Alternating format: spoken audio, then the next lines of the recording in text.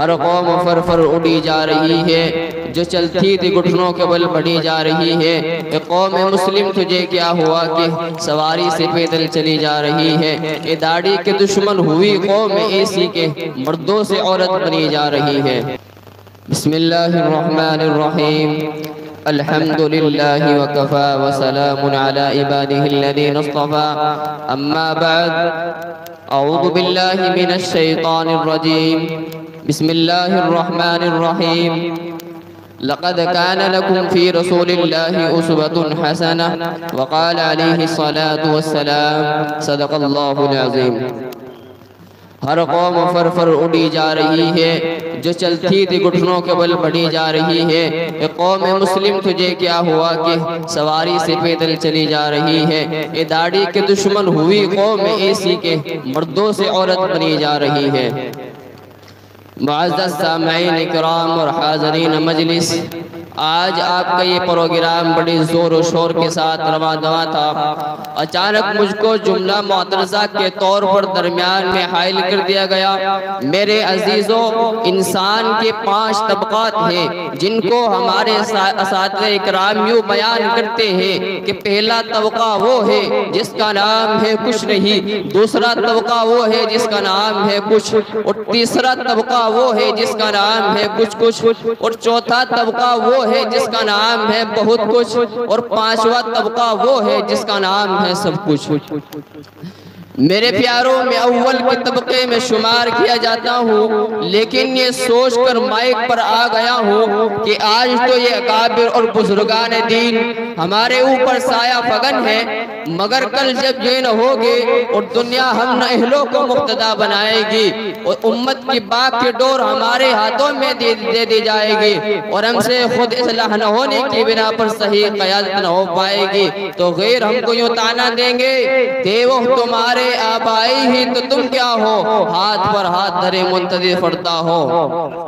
محمد قدم بھرنے والوں، آج مسلمان تنزلی کی طرف کیوں جا رہا ہے جبکہ کبھی مسلمان پوری دنیا کی قیادت اور پاسبانی کر رہا تھا؟ وہ مسلمان جو کل تک سمندروں اور ہواؤں کو اپنے تابع کیے ہوئے تھا، آج وہ ذلیل کیوں ہو رہا ہے؟ وہ مسلم قوم جس کی ایک آواز پر پرندوں نے چند لمحوں میں جنگل کے جنگل خالی کر دیے تھے، آج ایک چینٹی بس کو حکم پھاڑنے کے لیے تیار نہیں ہے، جن کی صورتوں کو دیکھ کر کروڑوں کفار نے اسلام قبول کیا تھا، آج ان کی صورتوں پر دہشت گردی کا الزام کیوں لگایا جا رہا ہے؟ وہ مسلمان جن کی امانت و دیانت کو دیکھ کر دشمن بھی اپنی جوان لڑکیوں کو سال ہا سال کے لیے ان کے پاس چھوڑ دیا کرتے تھے، آج وہ غداری اور خیانت کے ساتھ کیوں متہم ہو رہے ہیں؟ وہ مسلمان جس نے کبھی شیروں اور چیتوں سے سواری کا کام لیا ہو، آج وہ اتنا ترسیدہ کیسے ہو گیا؟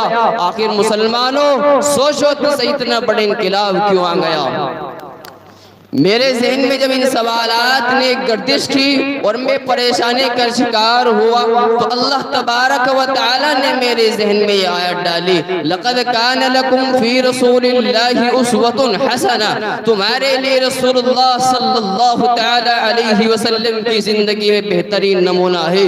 میں نے کہا کہ مشکل کا حل ہو گیا، جب تک مسلمان نبی کے طریقے پر تھا تو کامیاب تھا، جب تک مسلمان صحابہ کی اتباع کر رہا تھا تو ہدایت پر کامزن تھا، جب تک مسلمان قرآن سنت کی روشنی میں فیصلے کرتا رہا دنیا اس کے فیصلے کو مانتی رہی، جب تک مسلمان نے نبی کے طریقے کو نہیں بولا تھا دنیا کی کوئی سپر طاقت اس کا مقابلہ نہ کر سکی۔ یہی تو وجہ تھی کہ اگر مرے بھی تو کامیابی کی موت مرے، اور آج جب کہ مسلمان نے نبی کے طریقے کو چھوڑ دیا، قرآن و سنت کو بھلا دیا، صحابہ کرام کی اتباع کو حقیر سمجھا، قرآن و حدیث کے فیصلے کو نہیں مانا، تو بتلاؤ ذلت کے گہرے غار میں نہیں جائیں گے تو کہاں جائیں گے؟ یہ ہلاک نہیں ہوں گے تو پھر کیا ہوگا؟ غیور نوجوانوں، آب زر سے لکھے جانے کے قابل اور میزان عدل میں میں تولے جانے کے لائق یہ بات ہے کہ جتنی بیماریوں نے جنم لیا ہوا ہے، جتنی خرابات آج پھیل رہی ہے، یہ سب جو بھی کچھ ہو رہا ہے نبی کریم صلی اللہ تعالی علیہ وسلم کے طریقے کو چھوڑ دینے کی وجہ سے ہو رہا ہے، قرآن اور سنت کو بھلا دینے کی وجہ سے ہو رہا ہے۔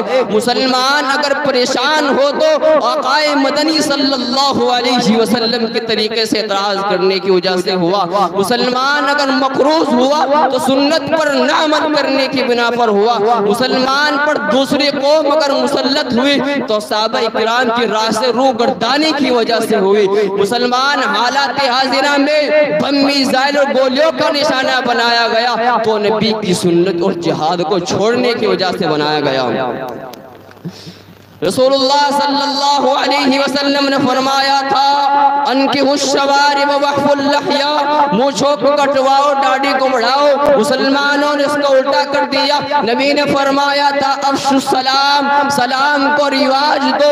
مسلمانوں نے اس کو بھلا دیا۔ نبی نے فرمایا تھا فاتقوا الدنیا، دنیا سے بچو۔ آج مسلمان دنیا کے پیچھے پڑا ہوا ہے۔ مسلمانوں تم محمد صلی اللہ علیہ وسلم سے جب سنت سے اعتراض کر کے جب نبوی کا دعویٰ کرتے ہو، آقا کملی والے صلی اللہ علیہ وسلم کے فرمانوں سن جاؤ۔ آپ نے فرما دیا من رغب عن سنتی فلیس منی، جو میری سنت کو چھوڑ بیٹھا اس سے کہہ دو کہ میری امت کی فہرست سے نکل جائے، جہاں چاہے جائے، جو چاہے بن جائے، یہودی بن جائے، نصرانی بن جائے۔ میں نے نبی سے پوچھا کہ اے محبوب آپ کا عاشق کون ہے، آپ کو کون پیار کرتا ہے؟